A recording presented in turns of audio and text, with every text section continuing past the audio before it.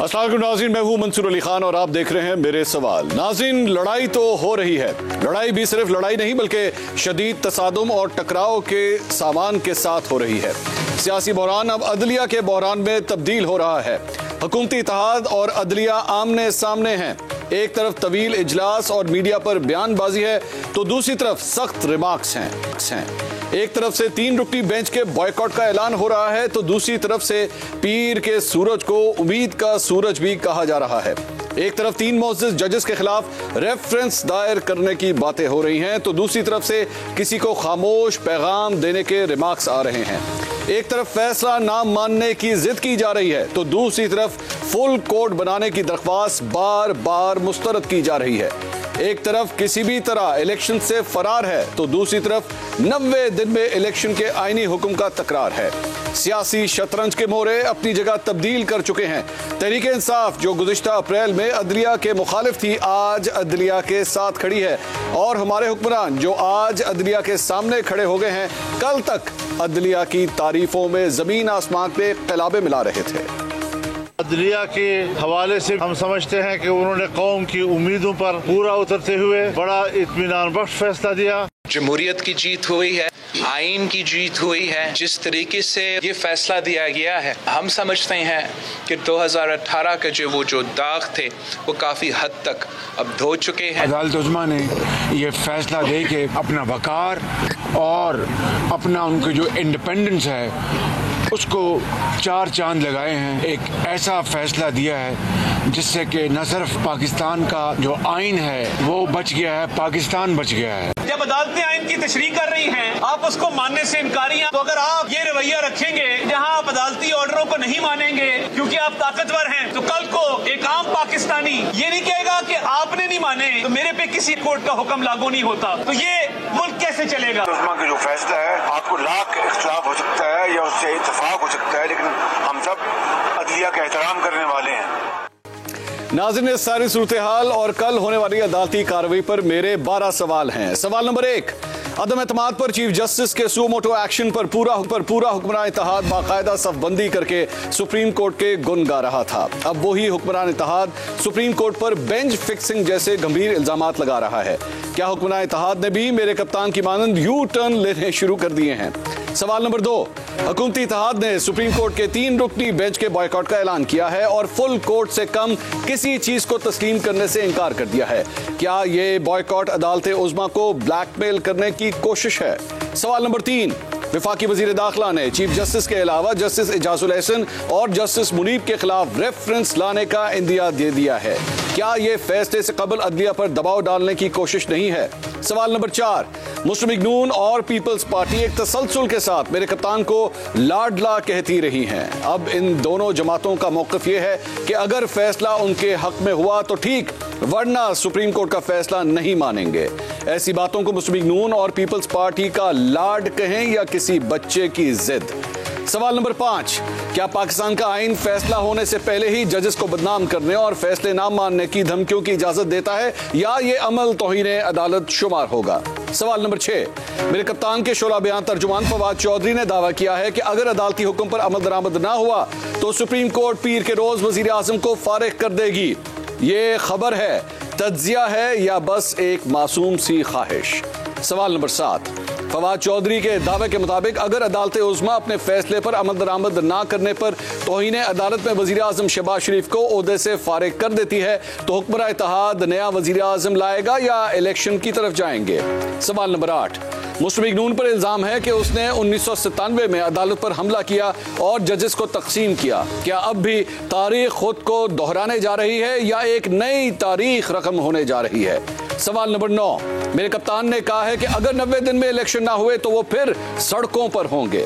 इससे पहले जब भी कप्तान सड़कों पर आए उनकी उम्मीदें और मुतालबात पूरे ना हो सके। इस बार क्या गारंटी है कि कामयाबी मिलेगी? सवाल नंबर 10, अगर हुकूमत कल सुप्रीम कोर्ट के 3 रुकनी बेंच की समाअत का बॉयकॉट करती है तो आने वाले बरसों में यह सहूलत और हरबा दूसरी जमातें भी इस्तेमाल कर सकती हैं? और अगर दूसरी जमातों ने यह काम शुरू कर दिया तो इस मुल्क के अदालती निजाम का क्या बनेगा? सवाल नंबर 11, कल का दिन पाकिस्तान की सियासी और अदालती तारीख का अहम तरीन दिन करार दिया जा रहा है। क्या कल का दिन बेहतरी और मौजूदा बहरान के हल के लिए कोई उम्मीद की नई किरण लेकर आएगा, या बहरानों में घिरे इस मुल्क में एक नया तसादुम जन्म लेने वाला है? सवाल नंबर 12, पीडीएम हुकूमत को इस वक्त तारीख की बुलंद तरीन महंगाई और डूबती मईशत का सामना है। इन हालात में अवाम के रिलीफ की लड़ाई ज्यादा अहम है या अदलिया से लड़ाई ज्यादा जरूरी है? इन तमाम सवालात के जवाब ढूंढने की कोशिश करेंगे। आज बड़े सीनियर सहाफी मेरे साथ प्रोग्राम में मौजूद हैं। हमें ज्वाइन कर रहे हैं सीनियर तज्जियाकार और एंकर पर्सन तलत हुसैन साहब। हमारे साथ मौजूद हैं सीनियर तज्जियाकार आसमा शिराजी साहिबा, और हमें ज्वाइन कर रहे हैं सीनियर तज्जियाकार आमिर जिया साहब। तलत हुसैन साहब, मैं सबसे पहले शेख रशीद साहब के पास वैसे सहूलत है, ज्यादातर सहाफियों के पास पाकिस्तान में इसकी सहूलत नहीं है, but what are you predicting, अगले 24 से 48 घंटों में किस किस्म का शोडाउन होने जा रहा है अदालत में? देखें जी, क्लिफ हैंगर है इस वक्त। आपने बहुत अच्छे रेलेवेंट सवाल उठाए हैं 12। जो कोर सवाल उसमें से निकलता है, जो आपने 12 सवाल उठाए हैं, वो ये है कि कल चूंकि चीफ जस्टिस साहब ने पिछली समाअत के दौरान ये कहा था कि सोमवार वाले दिन कुछ अच्छी चीज़ सामने लेके आएंगे, कोई अच्छा सूरज तलू होगा, तो देखना यह है कि अच्छे सूरज की सूरत क्या होगी। अब 2-3 सिनारियोज मुमकिन तौर पर आपके सामने आ सकते हैं। एक तो ये कि चीफ जस्टिस साहब हुकूमत के इस एतराज़ को कि वो बेंच के ऊपर मोतरज़ हैं, और उनमें से एक जस्टिस साहब जो है पहले इसी केस के अंदर अपने आप को रिक्यूज़ कर चुके हैं, उस एतराज़ को मोतबर गर्दाने और उसके बाद या तो बेंच में से वो साहब उठ जाएं या फिर बेंच को बड़ा कर दिया जाए। ये चीफ जस्टिस साहब के पास इख्तियार मौजूद है।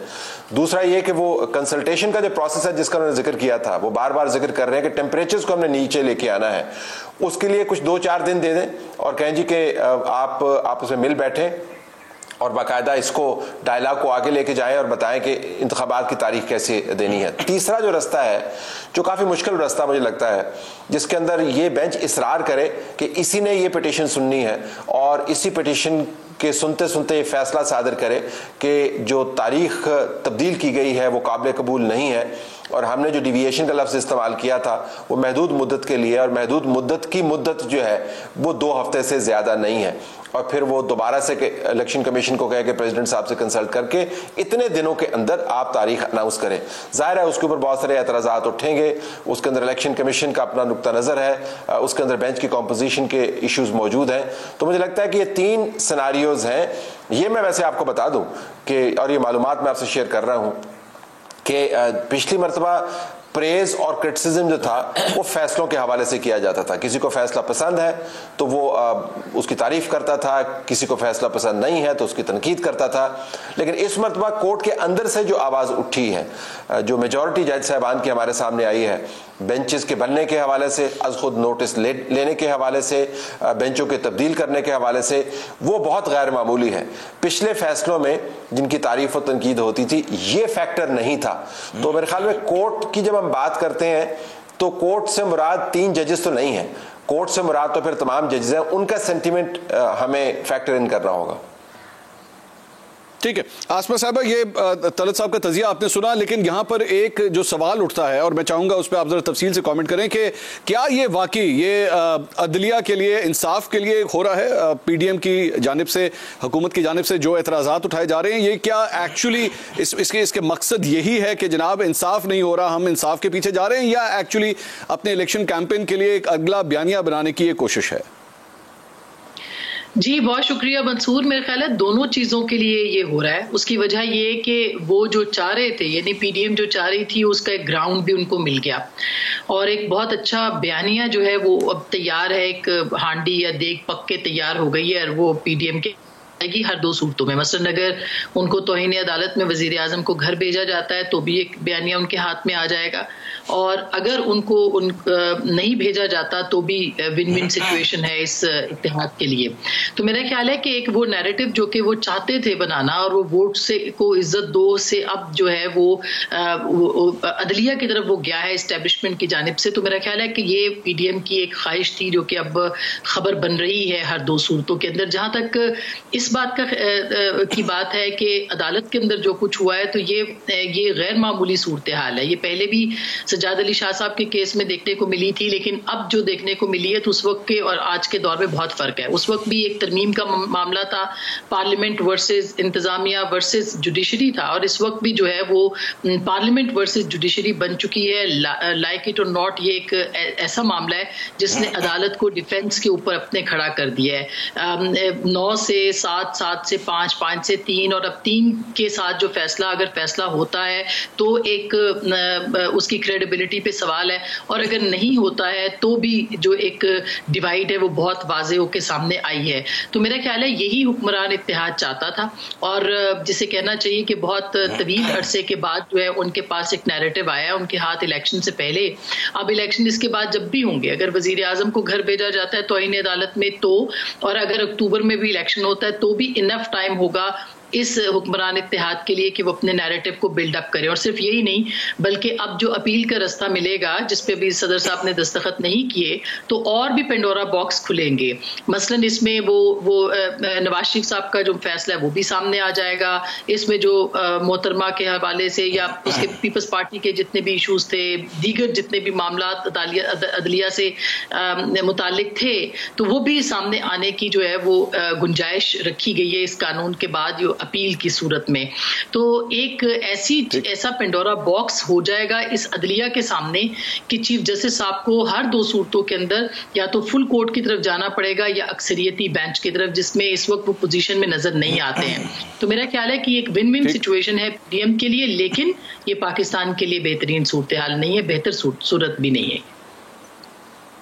आमिर जावेद साहब, ये जो हमारे दीगर दो तज्जियाकारों की गुफ्तगू आपने सुनी, पाकिस्तान तहरीक-ए-इंसाफ के पास आपके ख्याल में एक तरीका नहीं है कि जिसे कहते हैं ना ब्लफ कॉल आउट कर देना? अगर पीडीएम की जानिब से ये ब्लफ बनाया जा रहा है, ये बयानिया बनाया जा रहा है, इस पूरे बयानिए की हवा निकाली जा सकती है अगर पाकिस्तान तहरीक-ए-इंसाफ खुद कल कोर्ट में खड़े होकर कह दे कि जी बनाइए फुल कोर्ट, हमें भी कोई इतराज नहीं है, और अगर ये यही चाहते हैं तो हम तो आईनी तौर पर मजबूत हैं, हम 90 दिन के इलेक्शन की डिमांड कर रहे हैं, हमें कोई प्रॉब्लम नहीं है, बना दीजिए फुल कोर्ट, तो बेहतर ना होगा? और ये ब्लफ भी कॉल आउट हो जाएगा और उसके बाद जो फैसला आएगा उसके ऊपर पीडीएम के पास ये इखलाकी जवाब भी नहीं होगा कि उस पर वो एतराज कर सके।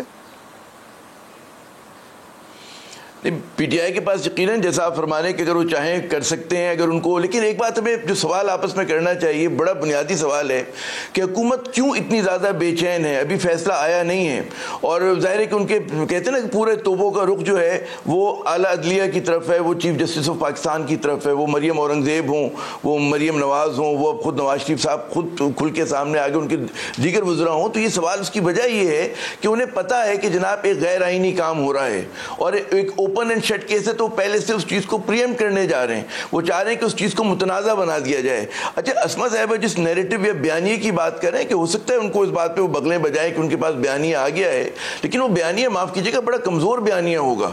वो बयानिया इसलिए कमज़ोर होगा कि लोग कहेंगे, एक आम जो बाशूर पाकिस्तानी, और ज़ाहिर है कि पाकिस्तानियों में जितना ज़्यादा एक वो आ गया है कि जनाब इन्होंने जब भी कानून साजी की इन्होंने अपने आप को फ़ायदा पहुँचाने के लिए की, चाहे वो नैब कवानीन में तब्दीली हो, चाहे अब जो अदलिया के वाले से जो उन्होंने एक उजलत के अंदर बदनीयती के साथ जो उन्होंने कानून साजी की है उसके ऊपर भी तो बयानिया मेरे ख्याल में इनकी पोजीशन कमज़ोर ही होगी, क्योंकि जब ये अवाम में जाएंगे, देखें अवाम पहले ही बेजार हैं, जैसे कि आपने अपने उसमें सवालों में कहा कि जी महंगाई जो है रिकॉर्ड है 35% से ज़्यादा है। हमारी 9 तारीख में 1966 से जो हमारे पास डाटा है उसकी तारीख की बुलंद तरीन सतह पर फ़राते ज़र है।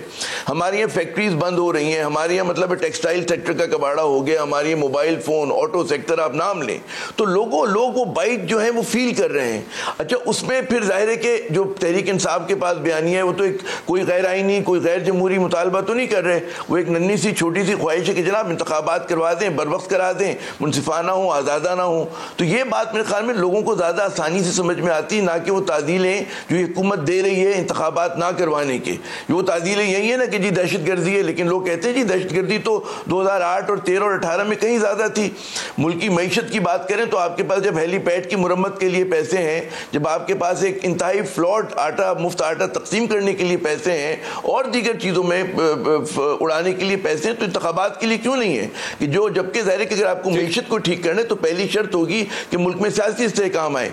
मैं ये समझता हूँ कि आने वाले जो कल की अगर हम बात करें और अगले 48 घंटों में, 72 घंटों में पाकिस्तान के लिए हालात बड़े मखदूश हैं। हुकूमत ने जो ब्रिंकमैनशिप शुरू की हुई है और उसके नतीजे में आला दलिया के साथ महाजाराई कर रही है, और हो सकता है कि उसको कुछ लोगों की, कुछ मतलब है ताकतवर हलकों की जो है सरपरस्ती भी हासिल हो, लेकिन जैसे कि असमा ने बिल्कुल सही कहा, वो पाकिस्तान के लिए, पाकिस्तान के आइन के लिए और पाकिस्तान की जमहूरियत के लिए बहुत नुकसानदेह है। और उसकी सूरत में अगर ये समझते हैं कि हमारा नैरेटिव कोई बन जाएगा और लोग भूल जाएंगे कि जनाब सिर्फ कहते हैं राशन की तकसीम में 20 अफराद हलाक हो गए इस मुल्क में, तो वो लोग भूलने वाले नहीं है। तो इस वक्त जो बहुत मेरे ख्याल में पीडीएम के लिए मुश्किलात हैं, और अगर ये वक्ती तौर पे आला दलिया को कहते हैं धमकी दे लें, धौंस दे लें, उनके ऊपर कहते हैं ना धांधली के जरिए उनके ऊपर दबाव डाल लें, लेकिन इनको जो है चीज़ें मजीद पेचीदा होंगी और रियासत को चलाना, मुल्क को चलाना बहुत मुश्किल हो जाएगा। हमें इसको रिजॉल्व करना है, जितना जल्द रिजॉल्व करेंगे वो इस मुल्क के लिए बेहतर है। जी तलत साहब, ये आमिर जाद साहब ने जिस तरफ इशारा किया है, ये हकीकत है। पाकिस्तान की सियासी तारीख को अगर आप उठा के देखें तो चंद ऐसे बयानिए हैं जो हमेशा हमारे सियासतदान इस्तेमाल करते रहे हैं, चाहे वो मजहब कार्ड हो, चाहे वो हुब्बुल वतनी के ऊपर जो है गद्दारी के फतवे हों, इस किस्म के इल्जामात लगाने की बात हो, या फिर अदलिया के हवाले से विक्टिम कार्ड की भी बात हो कि जनाब अदलिया ने हमारे खिलाफ जो है वो फैसला दिया। नवाज शरीफ साहब इस फॉर्मूले को पहले भी इस्तेमाल कर चुके हैं जब उनके खिलाफ पैनामा के हवाले से एक फैसला आया था,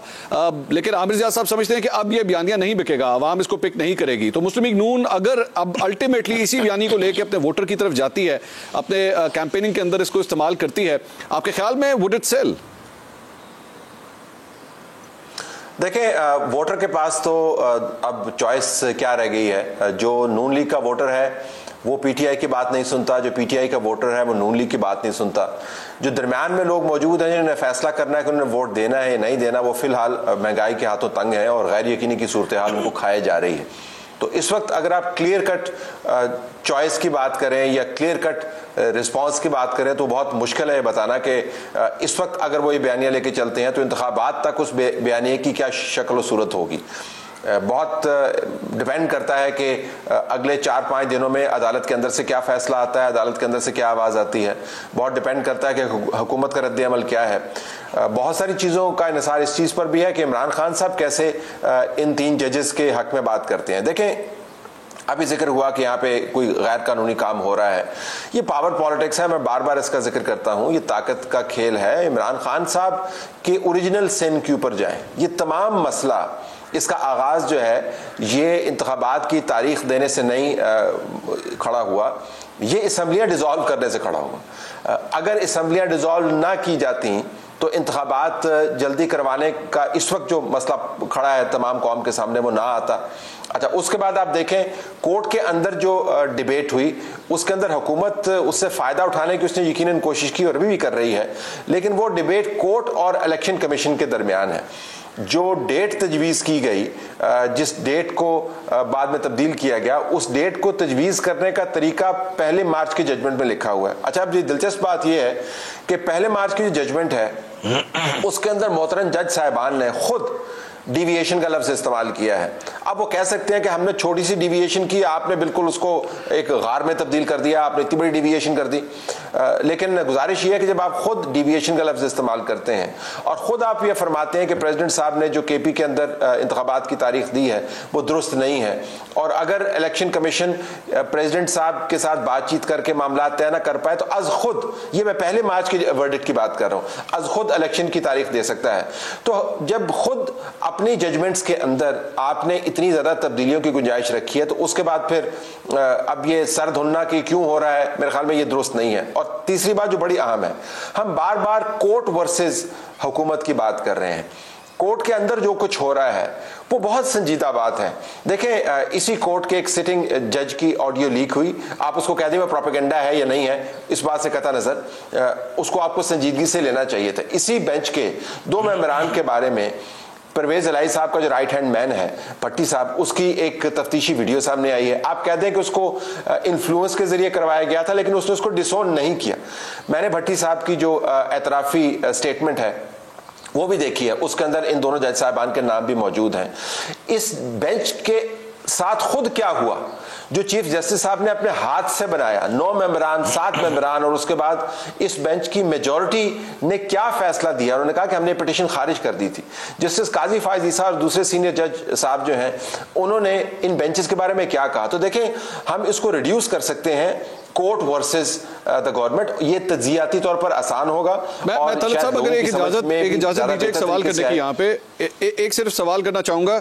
अभी थोड़ी देर पहले जो आपने डिविएट करने की बात की कि जी कोर्ट ने जो है वो डिविएट करने की इजाजत दी है, लेकिन यहाँ पे वो एग्जांपल फिट नहीं होती कि एक्चुअली आपको उंगली पकड़ाई थी, आप पूरा बाजू पकड़ के साथ ले गए कि अच्छा जी चूंकि आपने मुझे 1 हफ्ता आगे जाने की इजाजत दे दी है तो मैं इसको 6 महीने भी आगे ले जा सकता हूं, और इसके बाद अगर ये 6 महीने आगे भी चला गया है, चूंकि 8 अक्टूबर को भी अगर हालात ठीक नहीं होते तो बेशक फिर इसको अगले साल ले जाए।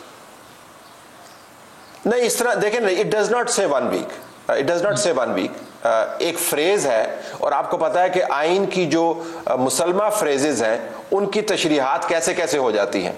जो लिखा हुआ है, जो सबको समझ आ रहा है, उसको भी तब्दील कर दिया जाता है। मेरा मानना यह है कि अगर आपने इंतखाबात से किसी किस्म की डिविएशन नहीं करवानी थी तो आपके पास एक बहुत अच्छा मौका मौजूद था, आपने उस मौके के अंदर डिविएशन का लफ्ज इस्तेमाल किया। अच्छा, ये हुकूमत और इलेक्शन कमीशन वो शिक इस्तेमाल नहीं कर रही है, मैं तो सिर्फ आपको ये बता रहा हूं कि कोर्ट का अपना रवैया क्या है। फिर आप ये भी देखिए कि कोर्ट के अंदर से जो आवाजें आ रही है बेंच बनाने के तरीके से, ये क्या बहुत बड़ी हकीकत नहीं है कि तकरीबन 57 केसेस के अंदर एक पार्टी के खिलाफ फैसला आया है और एक ही किस्म का बेंच बैठा हुआ है। तो गुजारिश ये है कि ये कोर्ट वर्सेस गवर्नमेंट का मामला सिर्फ नहीं है। ये इमरान खान जो है वो चैंपियन नहीं बन रहे कोर्ट के, वो भी चैंपियन जो है वो 3 जजेस के बन रहे हैं। जब ये बेंच बड़ा होता है तो उस बेंच के अंदर जो जज साहिबान बैठेंगे वो भी अदलिया का हिस्सा होंगे। तो बड़ी दिलचस्प सूरत हाल नजर आएगी अगर ये बना तो, कि इमरान खान साहब क्या उन जजेस के चैंपियन भी बनते हैं या नहीं बनते। तो गुजारिश ये है कि ये बहुत कॉम्प्लेक्स मामला है। चीफ जस्टिस साहब खुद बहुत दबाव में है, ये मैं आपको मालूमाती तौर पर बता सकता हूं। He does not have it easy at all. तो जो आपने पिछले दिनों में किया था वो बहुत गहरी गिरहों में तब्दील हो गया है। आपने हाथों से गिरहें लगाई थी, अब आपको दांतों से खोलनी पड़ रही है, ये मैं गुजारिश कर रहा हूं।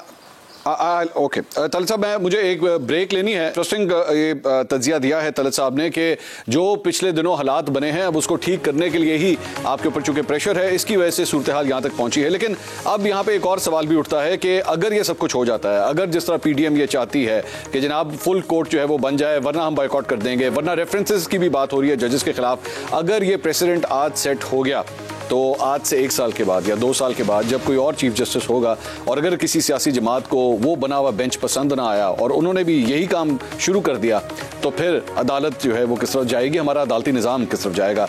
आसमा शिराजी साहिबा से ये सवाल करेंगे एक ब्रेक के बाद। हमारे साथ रहिएगा। नाज़रीन, welcome back after the break. Break से पहले आसमा शिराजी साहिबा के सामने मैंने एक सवाल रखा था, मैं सवाल रिपीट कर देता हूं। आसमा साहिबा, बेस्ट केस सिनेरियो पीडीएम हुकूमत के लिए यही होगा कि जी चीफ जस्टिस ये ऐलान कर दें कि जी ठीक है फुल कोर्ट का आप लोग मुतालबा कर रहे हैं, बना देते हैं हम फुल कोर्ट, लेकिन इससे पहले जो कुछ हो चुका है, राना सनाउल्लाह साहब ने रेफरेंसेस की बात की कि जी हम रेफरेंस फाइल कर सकते हैं, हम ये भी सोच रहे हैं, बॉयकॉट की बातें हो रही हैं, और अगर ये सब कुछ हो जाता है तो इसका प्रेसिडेंट क्या सेट होगा? आज से 1 साल के बाद या 2 साल के बाद कोई भी सियासी जमात चीफ जस्टिस के सामने कहेगी जिन्हें हमारी मर्जी का बेंच बनाइए वरना हम बॉयकॉट कर रहे हैं।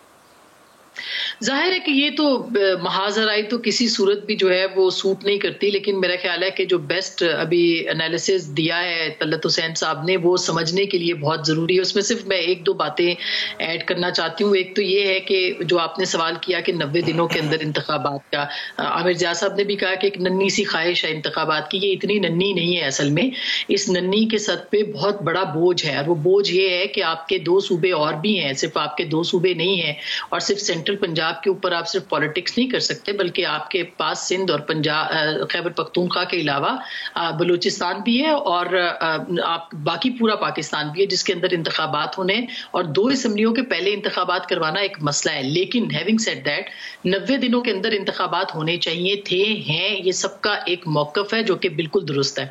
लेकिन जज साहब के पास मुझे ये बताइएगा कि इस कोर्ट में कौन सी ऐसी शिक है जिसने कि उनको कहा कि बेरिस्ट मिनिमम टाइम में आप ले जा सकते हैं।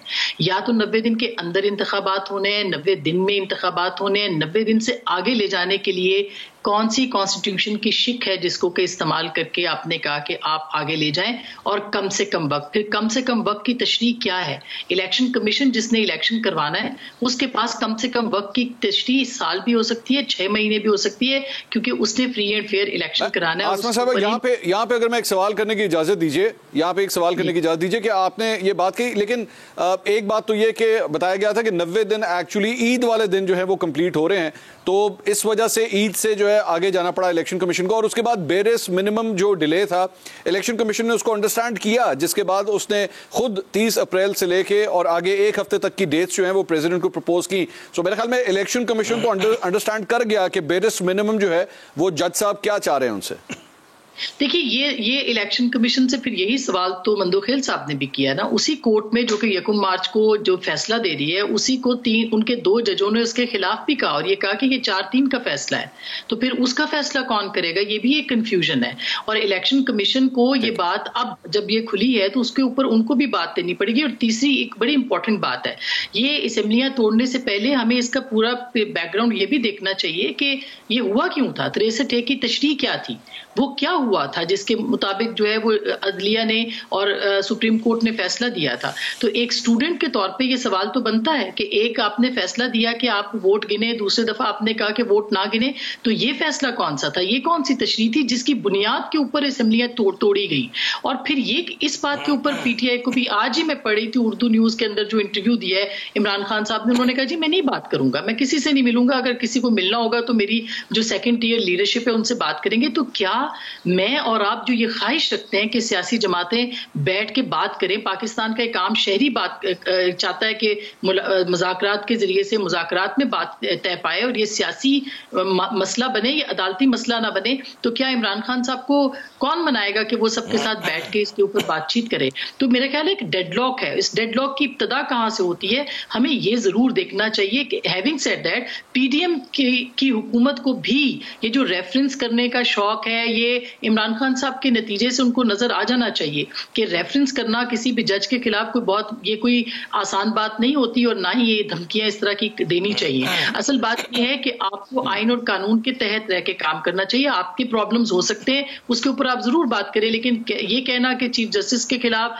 या बाकी 2 जजेस के खिलाफ आप रेफरेंस दे सकते हैं, काजी फायजीसा का रेफरेंस एक बहुत बड़ा दाग है जो उस वक्त की हुकूमत के माथे पे लगा हुआ है। क्या ये हुकूमत भी चाहेगी कि इस तरह का दाग उनके चेहरे के ऊपर भी लगे?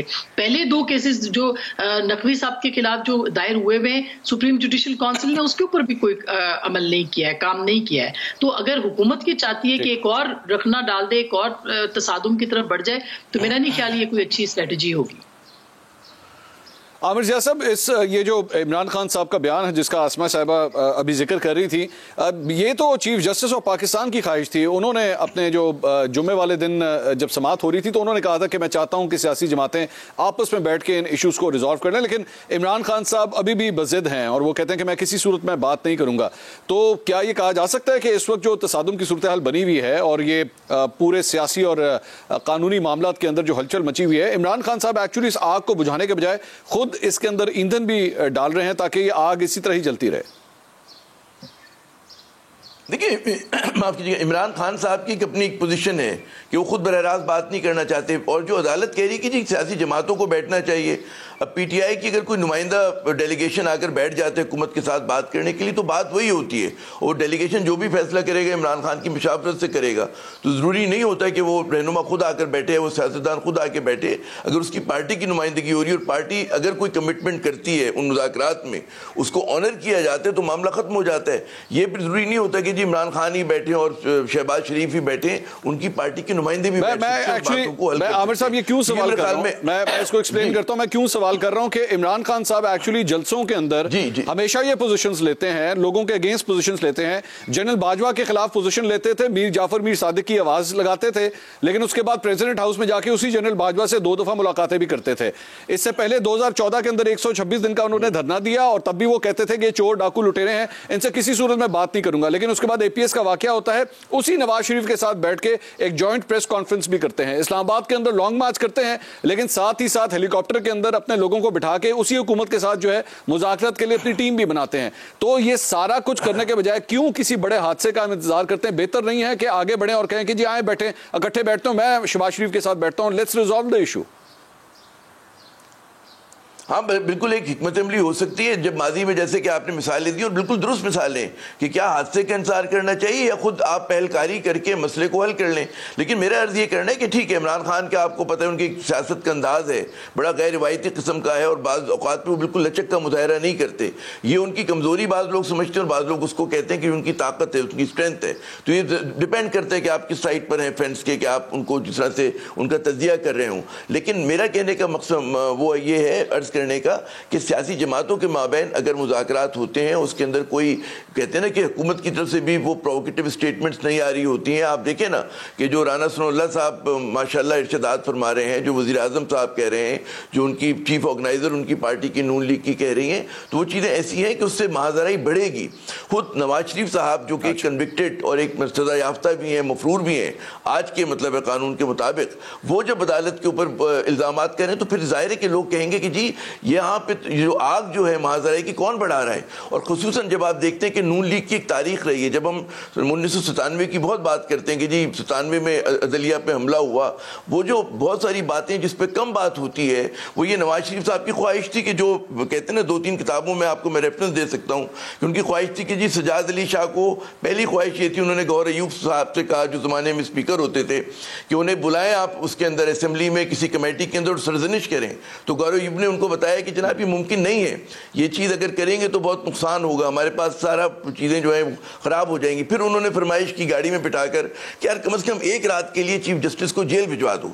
तो जब ये एक तारीख रही है एक शख्स की, एक सियासी जमात की, कि जनाब जिसने अदलिया का इस किस्म का तसादुम किया, उनकी ख्वाहिश ये थी, फिर मैं लफ्ज़ दोहराऊंगा, नन्ही सी ख्वाहिश नवाज शरीफ साहब की ये थी कि जनाब चीफ जस्टिस ऑफ पाकिस्तान को जेल के अंदर होना चाहिए। ये 2 किताबों में चौधरी शुजात की किताब जो है सच तो ये, उसमें इसका रेफरेंस है, और गौर अयूब की किताब जो है उसमें इसका रेफरेंस है कि जो उन्होंने ये इज़हार ख्याल किया। तो जब लोग इस माजी को देखते हैं तो फिर वो हिल जाते हैं कि जनाब एक मरतबा फिर नून लीग वही सियासत कर रही है जिन्होंने हमेशा की, इदारों से तसादुम की, अदलिया को अंडरमाइन करने की। मुझे एक ब्रेक लेना है, मुझे एक ब्रेक का, मुझे भी एक नन्ही सी छोटी सी ब्रेक लेनी है। नाज़रीन एक छोटी सी ब्रेक लेते हैं, ब्रेक के बाद तलत साहब से एक बड़ा अहम सवाल करेंगे, हमारे साथ रहिएगा। नाज़रीन welcome back after the break. Talat साहब, प्रोग्राम का आगाज़ जो है वो हमने प्रेडिक्शंस के हवाले से किया था। मैं इसमें आखिरी सेगमेंट के अंदर भी प्रेडिक्शंस ही लेना चाहूँगा। मैं सबसे पहले आपसे आगाज़ करता हूँ। बेसिकली असल कहानी ये है कि जनाब इलेक्शन 30 अप्रैल को होंगे या फिर 8 अक्टूबर की जो प्रपोज डेट है उस पर होंगे। और जारी बात है इस वक्त PDM जो है वो ये सोच रही है कि जी अगर हमें 5 महीने मजीद मिल जाते हैं तो मे बी हम लोग अवाम के अंदर जो हमारी खोई हुई एक साख है, जो अवाम के अंदर गम गुस्सा हमारे हवाले से है, हम उसको रिपेयर कर लेंगे। डू यू थिंक कि अगले 5 महीने में अगर ऐसा हो जाता है, जारी बात है अगर ये फैसला जो है वो जो जिस तरह PDM चाहती है उस तरह मिल जाता है, तो मुस्लिम लीग नून या दीगर सियासी जमातें जो PDM का हिस्सा हैं वो एक्चुअली रिकवर कर सकेंगी? देखें, रिकवरी तो बहुत मुश्किल है, 5 महीने के अंदर रिकवरी नहीं होगी, लेकिन फर्दर डैमेज जो है वो शायद ना हो। अगर फर्दर डैमेज रुक जाता है तो वो उनके लिए रिकवरी ही होगी। मैं दोबारा ये बात दोहराऊंगा कि हुकूमत के जो मामलात हैं वो तो बहुत क्लमजीली उसको हैंडल कर रहे हैं। जिस तरह आसमा ने भी जिक्र किया कि आप धमकियां देते हैं, फिर आप धमकियां दे के इनकी कॉस्ट उठाते हैं, फिर आपको वजाहतें देनी पड़ती हैं, लेकिन असल मामला जो है वो हुकूमत की साख का नहीं है। इस वक्त हुकूमत को तो फिर आपको पता है उसकी कॉस्ट उठानी पड़ेगी, हुकूमत में आने की कॉस्ट उठानी पड़ रही है, IMF की डील ना होने की कॉस्ट उठानी पड़ रही है, अदालत के साथ मुखासमत का माहौल पैदा करेंगे तो उसकी भी कॉस्ट उठानी पड़ेगी। असल में जो इश्यू है वो अदालत के अंदर मौजूद है। ये वो एलिफेंट इन द रूम है जिसके बारे में कोई बात नहीं करता। चीफ जस्टिस साहब बार बार पूछते हैं कि 8 अक्टूबर की जो तारीख जो है वो इतनी अहम क्यों है, इसके अंदर क्या खास बात है। तो लोग फिर ये सवाल उठाते हैं कि ये 3 मेंबर बेंच जो है इसके अंदर क्या खासियत है कि आप इन्हीं 3 मेंबरान के साथ ये मामला सुनना चाहते हैं।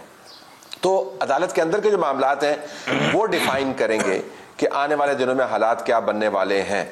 मैं दोबारा दोहराता चलूं, मैंने पहले भी आपके प्रोग्राम के एक सेगमेंट में कहा था कि चीफ जस्टिस साहब के लिए ये आसान काम नहीं है। जब उनके ब्रदर जजेस, सीनियर मोस्ट जजेस, काजी फायज ईसा जो अगले चीफ जस्टिस बनने वाले हैं, वो अपने सीनियर मोस्ट कानून बनाने वाले लोगों के साथ, तशरीह करने वाले लोगों के साथ बैठ के आपको बता रहे हैं कि बेंचेस ऐसे नहीं बन सकते, आज खुद नोटिस ऐसे नहीं हो सकता। और 4-3 का जिक्र किया आसमान है, उसके ऊपर भी नजर रखिएगा। बुनियादी तौर पर तो कोर्ट को यह बताना था कि जो 4 जज साहबान कह रहे हैं कि आपकी पिटीशन फारिग हो गई, तो उसके बाद इन प्रोसीडिंग्स की कैफियत क्या है, तो अंदर के मामला जो है वो डिफाइन करेंगे कि ये सियासी भौचाल किस तरफ जाता है। हुकूमत को तो कॉस्ट उठानी पड़ेगी, अभी ज्यादा उठानी पड़ेगी, 5 महीने के बाद निस्बतन कम। बहुत बहुत शुक्रिया आमिर जाज साहब आपका, तलत हुसैन साहब आपका और आसमा शिराजी साहिबा आपका। नाज़रीन, प्रोग्राम में अब तक इतना ही। असल बात यह है कि अगले 24 घंटे के अंदर जब कल कोर्ट रूम नंबर 1 के अंदर दोबारा समाअत होगी, हुकूमत किस हद तक आगे जाने वाली है, क्या बाइकआउट का ऐलान करती है, और रेफरेंसेस के हवाले से राना सनाउल्लाह साहब ने जो ऐलान किया है कि जी हो सकता है इन जजेस के खिलाफ रेफरेंस जो है वो फाइल कर दिया जाए। आसमा शिराजी साहबा ने भी इसका जिक्र किया कि एक बहुत गलत प्रेसिडेंट होगा, बहुत गलत कदम होगा। कुछ ऐसा ही साबिका हुकूमत, इमरान खान साहब की हुकूमत ने भी जो है वो जस्टिस काजी फाइज ईसा के खिलाफ ये कदम उठाया था, और आज इमरान खान साहब ये कहते हैं कि वो बहुत बड़ी गलती थी और मुझसे ये करवाया गया था। अब मौजूदा हुकूमत से भी क्या ये सब कुछ करवाया जा रहा है, या अपनी सियासी पोजीशंस की वजह से हुकूमत मजबूर हो रही है कि इन रेफरेंसेस की बात करें? मेरे ख्याल में आने वाले दिन जो है वो काफ़ी तक क्लियर हो जाएंगे। लेकिन अगले 24 घंटे पाकिस्तानी सियासी और कानूनी तारीख के हवाले से बड़े अहम तरीन घंटे हैं। इंशाल्लाह अगले हफ्ते दोबारा आपसे मुलाकात होगी। अल्लाह हाफ़िज़।